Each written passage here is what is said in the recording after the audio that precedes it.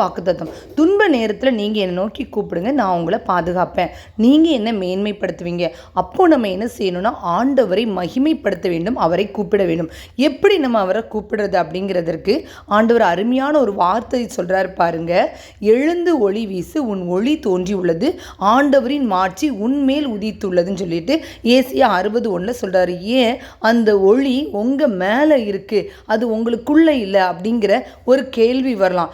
உள்ளங்கிற இடத்துல அநேக இடங்களில் உள்ள அப்படின்னு சொல்கிறாரு, சில இடங்களில் உங்கள் மேலே அப்படின்னு சொல்கிறாரு. அப்போ உள்ளைக்கும் மேலைக்கும் என்ன வித்தியாசம் அப்படின்னு பார்த்தீங்கன்னா, பால் பாத்திரத்தில் வைக்கிறீங்க, அந்த பால் பொங்கி உள்ளே இருக்குது, ஆனால் பொங்கி மேலே வந்துச்சுன்னு வைங்களேன், அது பொங்கி வழியும். அப்போ ஆண்டவருடைய ப்ரெசன்ஸ் உங்களுக்குள்ளே மட்டும் இருந்தால் போதாது, அது பொங்கி வழிந்து உங்கள் இடத்த, உங்கள் வீட்டை, உங்கள் பகுதியை அது மாட்சிமைப்படுத்துகிற விதமாக அமையணும். இதுதான் ஆண்டவருடைய ஆசையும் விருப்பமுமா இருக்குது. ஏசியா 61:1 அதே தான் சொல்றாரு பாருங்க. ஆண்டவராகி என் தலைவரின் ஆவி என் மேல் உள்ளது, நம்ம மேலே இருக்குதான். அவர் என்ன பண்ணியிருக்கிறாருன்னா, நம்ம மேலே அருள் பொழிவு செய்து ஒடுக்கப்பட்டவருக்கு நற்செய்தி அறிவிக்கவும், உள்ளம் உடைந்தவர்களை குணப்படுத்தவும், சிறைப்பட்டவர்களுக்கு விடுதலையை பறைசாற்றவும், கட்டுண்டோருக்கு விடிவை தெரிவிக்கவும் நம்மளை அனுப்பியிருக்கிறாராம். இந்த காரியம் நமக்கு முதல்ல கிடச்சிருக்கா அப்படின்னு பார்த்தா இல்லை. அதுக்கு நம்ம என்ன பண்ணணும்னா ஆண்டவரை துன்ப நேரத்தில் கூவி அழைக்கும் பொழுது நிச்சயமாகவே ஆண்டவர் உங்களை காத்து உங்களை மேன்மைப்படுத்துவார்.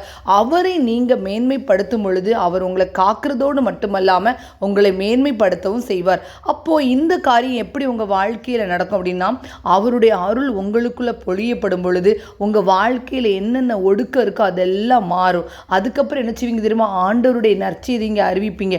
எனக்கு ஆண்டவரை நோக்கி நான் கூப்பிட்டேன், இந்த மாதிரிலாம் நடந்துச்சு என் வீட்டுக்குள்ளே, ஆனால் எனக்கு இப்போ ரொம்ப ஆசீர்வாதமாக என் வாழ்க்கை மாறுச்சு, அதனால் நீங்களும் ஆண்டவரை நோக்கி கூப்பிடுங்க, உங்கள் வாழ்வு மாறுன்னு சொல்லிட்டு என்ன செய்வீங்க, நீங்கள் நற்செய்தியை அறிவிப்பீங்க. அப்போ நீங்கள் அங்கே நற்செய்தி அறிவிட்டீங்களா, அது மட்டும் அல்லாமல் உடைந்த உள்ளத்தோரை குணப்படுத்துவீங்க.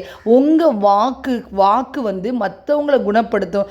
ஆண்டவருடைய வார்த்தை நீங்கள் படிக்க அது உங்களை குணப்படுத்தும். அது மட்டும் இல்லாமல் உங்கள் கட்டுக்கள் என்னென்ன, கடன்கிற கட்டு இருக்கா, அடிமைத்தனங்கிற கட்டு இருக்கா, உங்களுக்கு எவ்வளோ வேலை செஞ்சு பிரயாசப்பட்டாலும் அந்த காசை சேமிக்க முடியலங்கிற ஒரு கட்டு இருக்கா, எப்பேற்பட்ட கட்டாக இருந்தாலும் அது உங்களுக்கு உடையும். நீங்கள் ஆண்டவர் மற்றவங்களுக்கு கொடுக்கும் பொழுது அவர்களுக்கும் ஒரு விடுதலை கட்டளையிடுவார். அது மட்டுமல்லாமல் ஆண்டவருடைய ஆவியில் நிரம்பி ஜெபிக்க தான் அந்த ஆசீர்வாதம் பெருகும். அப்போ ஆண்டவரை நோக்கி கூப்பிடணுங்கிறத நம்ம தெளிவாக புரிஞ்சுக்கிட்டோம். அதை எப்படி கூப்பிடணும்னு சொல்கிறாரு பாருங்க.